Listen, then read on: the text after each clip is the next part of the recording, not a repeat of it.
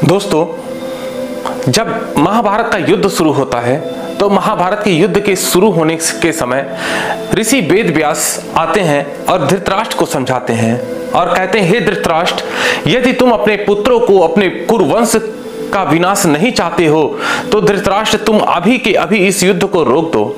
ये आखिरी क्षण है, आखिरी समय है कि जब दोनों सेनाएं आमने सामने खड़ी हैं धृतराष्ट्र, तो तुम इस युद्ध को रोक दो और इस युद्ध को रोक करके अपने पुत्रों को और कुरुवंश के विनाश को तुम स्वयं रोकने का सामर्थ्य है और तुम रोक भी सकते हो।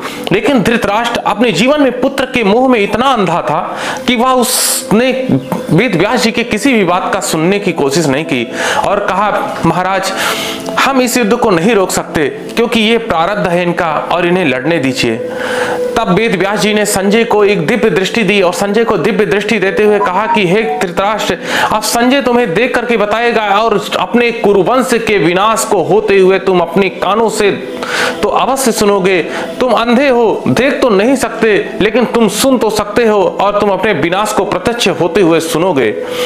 तब संजय को जब दिव्य दृष्टि मिलती है तो दुर्योधन को देखता है और सभी को देखता है युद्ध के क्षेत्र में। तभी दुर्योधन कहता है द्रोणाचार्य से कि हे द्रोणाचार्य, हे गुरुश्रेष्ठ, आप पांडवों की इन सेनाओं को देख रहे हैं, हमें इन सेनाओं से लड़ना है। और वह कांपी हुई दृष्टि से, कांपे हुए स्वरों से भीष्म पितामह को भी और द्रोणाचार्य और कृपाचार्य सबके शरण में जाता है।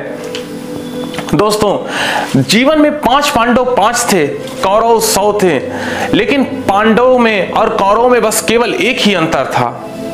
पांडवों को अपने बाहुबल पर, अपने शौर्य पे, अपनी भक्ति पे, श्री कृष्ण के ऊपर विश्वास था।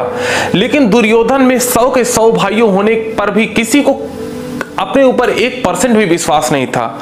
वो युद्ध भीष्म पितामह, द्रोणाचार्य, कृपाचार्य, अंगराज, कर्ण, महाराज शैल्य के बल पर ये युद्ध लड़ रहे थे और पांचों पांडव केवल अपने बल पर और श्री कृष्ण के विश्वास पर युद्ध लड़ रहे थे।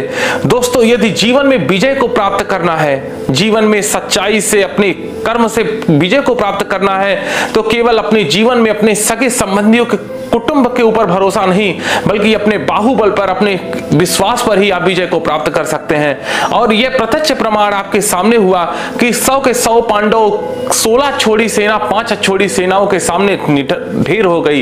इसका कारण केवल एक था कि कौरव को अपने दूसरों के ऊपर विश्वास के युद्ध लड़ रहे थे और पांडव अपने बल के ऊपर विश्वास पर युद्ध लड़ रहे थे।